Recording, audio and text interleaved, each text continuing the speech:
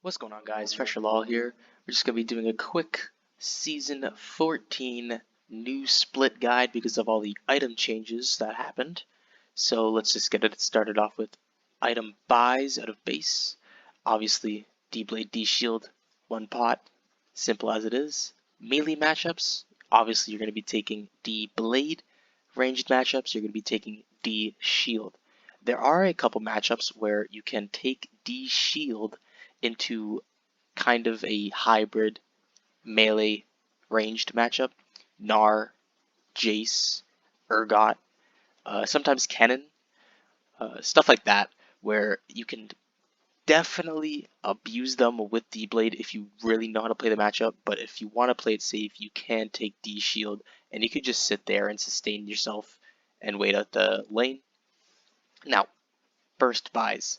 This is where it really gets interesting because there was a couple first buys that I was doing pre-new split.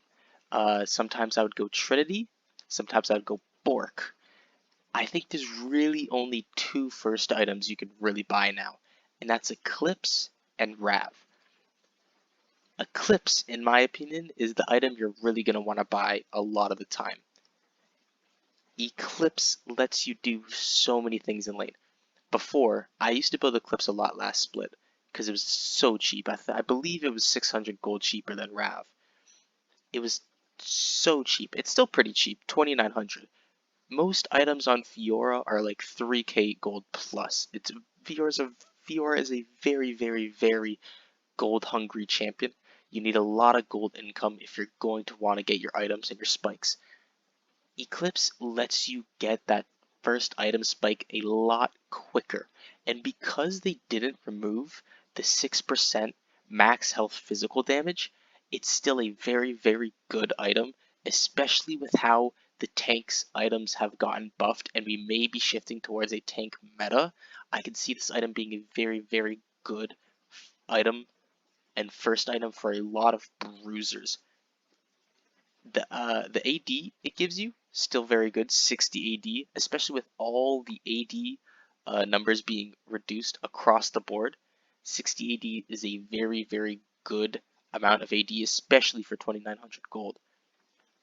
In certain matchups, thinking like Riven Jax kind of matchups where they kind of jump onto you first, it definitely helps because they jump onto you and all you need is a Q auto E, auto W to get that around 200 HP shield. That definitely allows you to tank a lot more from their abilities.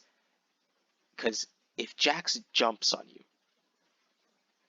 like a QW, you can just auto E, auto W, auto Q, auto something. You can tank that W for free, right? For free. It's such a good passive. It definitely allows you to also, and this is the main reason I build Eclipse, if you're into a Jax matchup, he's building Trinity Force. That's 3,333 gold, right? So that's about, what, 450-ish gold more? Let's just say 450. It's 433, but let's just say, all right, 450. Round up. For 450 gold, you can abuse Jax so much in between that 450 gold he needs to get his Trinity Force while you have your full item Eclipse because it's such a low cost. It enables you to, one, abuse top lane matchups where they're building an item that's more expensive than you. Second of all, it has a decent build path. Very, very decent. I believe, yeah, longsword, pickaxe, Caulfield's. I know Caulfield's isn't the greatest, but I mean those three items are still pretty good. Longsword, obviously, very good item. I do like the pickaxe first buy. Pickaxe refillable if possible is a very, very nice buy. Caulfield's gives you that ability haste, 20 AD, not too bad, not too great. But it is a very, very good build path, very cheap, gives good ratios, gives good AD. They didn't remove them percent max health true damage. very good item to buy early as Fiora if you really want to snowball your lead or you're into a matchup that is very short trade heavy or just tanks because of the max health, physical damage. Moving on to the second and last item I think you should first buy, Rav. Now, most people I see do build Rav first, but I think there's a couple reasons why you shouldn't build it first. Obviously, the cost, very, very heavy, 3,300. One of the most expensive items for Fiora to buy. Second reason, I see this a lot. I see this a lot with players. They build Rav, they get Tiamat first, and they just mindlessly shove the wave over and over and over again. And it kind of just they neutralize the lane themselves because they just shove the lane into the enemy tower. The enemy just doesn't interact with them, and then they just get the XP and the gold for free. Now, obviously, if you're perma shoving the lane, you can go roam mid, go into the enemy jungler, you go to the enemy jungle, do all that stuff. But I don't see that happen. I just see people buy Tiamat, shove the wave over and over again, trying to get as much gold as possible to get their completed Rav, and then the enemy all of a sudden comes out with almost equal gold and equal XP when you could be a lot more ahead if you just built Eclipse, froze the wave, and made the enemy have to interact with you. Now, obviously, you can still do that if you have good wave management and stuff, but personally, from what I see, not a lot of people are able to do that or do that in general. Another reason, that it's still a good build path, don't get me wrong, but the amount of gold you have to get for Tiamat first back is kind of eh. A lot of people I do see go just triple longsword and then buy Tiamat. Even then, that 30 AD for 950? Just buy like pickaxe pot, pickaxe refillable. I think it's just I just think the first back, unless you're getting Tiamat first back, I don't think it's the first back is as good as the Eclipse first back. Alright, moving on to some core builds. If you're going to be building Eclipse first, you need Rav second. The wave clear, the sustain it gives you is very, very good. Very, very good. It helps in the side lane, obviously. You can take a trade, you can take a 1v2, heal yourself up off one wave. Really, really crazy. But, like I said, Eclipse first, Rav second. Trinity third. Don't build Trinity first. Alright? The nerfs it got to its health, ability haste, believe it lost some AD. It's not a good first item anymore, especially since it's the most expensive item you can build on Fiora. Or you will build on Fiora, I should say. But for third item, it's definitely worth it. The Sheen proc is very good. The attack speed, it gives some decent health still. It's very good for the side lane, very good for taking towers, but not a good first item anymore. Sterax, again, did get nerfed quite heavily this patch, but it's still a good fourth to third item depending on what you build. 400 health, 20% tenacity. Tenacity is very good right now because of all the Mercs Treads nerf. You get about 40% bonus AD, and you get about 60% bonus health on the shield, which I believe in this, if you build it fourth, it should be around 500 HP and about 40 to 50 AD, which is still pretty good, but not as good as it once was. And then the fifth item, Death's Dance, you can also swap that out for maybe a GA, maybe a Shojin, maybe a Sundered Sky, a Mortal Reminder, if you need some Executioners. The fifth item's pretty swappable with a lot of other items, depending on just what you kind of need in the scenario. But normally, this is the core build. I build this. I get ahead early in lane. This is the get ahead early in lane and just kind of snowball with this build. You get the Eclipse, you get ahead early, then you get the Rav so they can't stop you in the side lane. Then you get the Trinity so you're able to take towers faster. Sterix for survivability, and Death Dance or GA for just some extra protection. For the Rav build, you're going to go Rav first. You're not going to build Eclipse second. Eclipse is the win more item in lane. If you're winning lane, build Eclipse. If it's kind of just a I need to survive this lane with my healing, or like a sustain matchup, maybe like a Vladimir, you go into the Vladimir, you both kind of damage each other, but you're both going to heal up. There's not a lot of interaction in the lane. Now, obviously, you can win lane with Rav, and if you do win lane with Rav, you do come out pretty ahead because you did spend that 3300 and you do have that item already completed. But I think Eclipse first is more easier at getting ahead in lane earlier. So Rav first, Trinity second.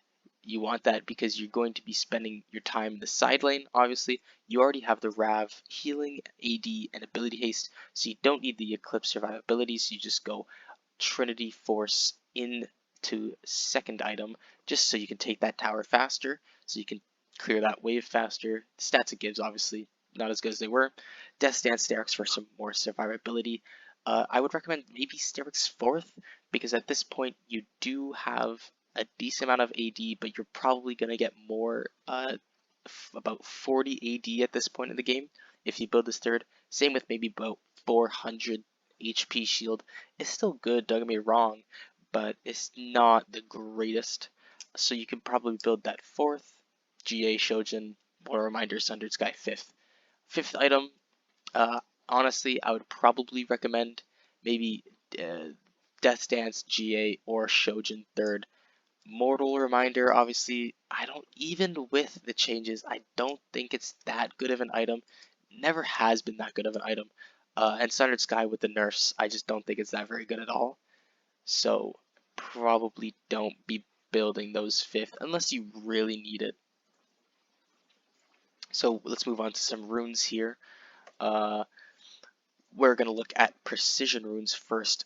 Lethal Tempo. I know a lot of people were kind of scared about this coming back. I don't think you're going to be building this or using this at all. You don't need the attack speed, really. You don't need the bonus damage on hit. You're not that much of an auto attacker compared to other champions that are going to be using this, like the 80 carries, the Yasuo Yones. Doesn't really suit you too well. It's okay, but it's not as good as the other runes you can take. Conqueror, Pride and True, staple for Fiora, obviously very, very good for long-term fights. A lot of champions that you're just going to be fist fighting with in lane. Definitely very good. Take it whenever you need it. Champions like a Darius, going to be very good to take this rune because you're going to be fighting, fist fighting. Maybe a Set, just champions like that. I do use Fleet Footwork into champions that are ranged, that just have a lot of poke. I take Fleet Footwork, D-Shield, second win. They cannot get you out of that lane. It is impossible. You just have too much sustain. You can leech XP. They just cannot push you out of that lane unless you very, very misplay. Heavily misplay. So I think it's very, very good just to sustain yourself in those poke lanes. But don't take it into melee matchups. It's not that good into melee matchups. I'd rather much have Conqueror or PTA or Grasp if we're going to be playing into like a Renekton or Olaf kind of situation. So PTA.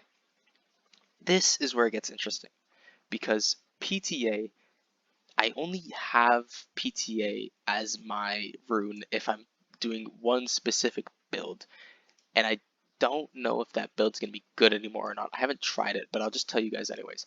So it's the PTA Bork Stridebreaker build. I saw the Stridebreaker nerfs, and I did run some numbers on Stridebreaker, and it's very, very weak, especially because I believe they removed the move speed you get from Stridebreaker. So you might not even build Stridebreaker anymore. The damage numbers were very weak. The stats it gave are very weak. You do have the Tiamat, but it's not as good as the Rav Tiamat, and arguably worse than the Titanic Tiamat. So I don't know how well this build would be, but I did do numbers on Bork, and the Bork damage you'd get is very, very good. So I could see maybe doing PTA Bork into Trinity or Rav. Probably Trinity because you want some extra HP at that point in the game. But realistically, you're only going to be playing with PTA if you're going to be building Bork first, because it just amplifies the amount of high damage Bork already does to your lane opponent. The last rune we're going to be taking is Grasp. Only time I can see you taking this is if you're into a lane like a Renekton or a Pantheon or some lane bully and you're not too confident with your ability to win the lane. So you just want to do the Trinity Force Grasp like cheese Q style of play where you just get Grasp and you just Q them and it does like 200 to 300 damage for no reason, and then you just kind of wait for your next Grasp proc to do the same thing over and over again. I could see that working, but with Trinity nerfed, I don't know how much it would be useful. Obviously, the Grasp and the Sheen proc is still good, but Trinity is just not as good of a first buy as it is just generally. So we can see how that would work out. For your secondary path, a lot of people do take Sorcery. They do take Mana Flow. They do take Transcendence. Personally, for me, I don't think you need it. Realistically, I don't think you need the extra mana Mana Flow gives you. If you're running out of mana in lane a lot, I just think you're overusing your abilities. You're probably farming the wave with Q, you're probably farming the wave with E. I just think if you're running out of mana so much that you need the mana flow band, it's just kind of a signal that you're not able to conserve your mana enough to the point where you need to take mana flow. Your abilities, your Q, while yes you use your Q a lot because it does have a shorter cooldown on the because of the 50% it gives when you hit a enemy or a minion, you're not like a mage where one ability costs like 60 mana and you need it to be able to sustain yourself in lane. I just don't think you need the extra mana that mana flow band gives. Same with precision. I really don't think that you need presence of mind unless you're really going for that grasp Sheen build where you just spam your Qs no matter what on the enemy as soon as your Grasp Pod comes up. If you're doing that, I definitely will go it just because it is needed with how much you are using your Q. Otherwise, I will not take it because I don't think you need it like the Mana Flow band. It's just not needed at all. Um, Second, Alacrity, I always take. It's just a personal preference of mine. I really cannot play, or I feel like my gameplay is kind of worse when I have a champion that just doesn't have not a high amount of attack speed, but at least a decent amount. I find that I always cancel my auto attacks, and it's just, I guess, my fault, but I always take your Alacrity. Haste can be pretty good, but I don't think it's that useful generally because your Q cooldown's already low enough to the point where it doesn't really affect it, and your other cooldowns, while they will get affected a bit, I don't think it's worth it, in my opinion. If you really need ability cooldown haste, just build Shojin. And then lastly, obviously, Coop's bad. Last Stand, it's okay, but generally you don't want it. Cut down is crazy, crazy good. 8% damage, more than 60% health. It's very, very good, especially early game. So I normally just go cut down for my last one.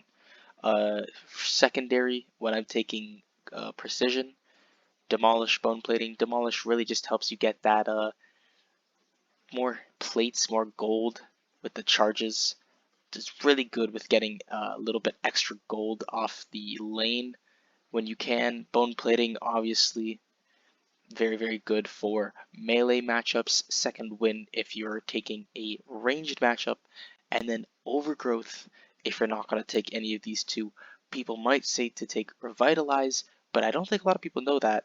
Revitalize, a lot of the healing or bonus healing you get when you check the stats comes from Fountain. When you recall and you're low HP and you're healing in Fountain, it comes from Fountain. People might say, oh, but you have a Karma, you have a Lulu, you have a Soraka on your team or whatever. You're not going to be near them as much as you really think as a Fiora. So I just think if you're not going to take any bone plating or second one, which you should because they're, I think, generally the second and first best rune in the resolve tree, take overgrowth. Lastly, attack speed, adaptive force, bonus health scaling. Bonus health scaling is the best when it comes to health in the last runes. It is just generally better over the course of a game than the 65 bonus health. The only time I would take the 65 bonus health is if I'm going to be fist fighting level 1 or level 2. That's the only time I would take it. Otherwise, if anything comes up, I'll let you guys know. I'll probably make a new video about it. So, yeah, that's it. Thanks for coming. Like and subscribe.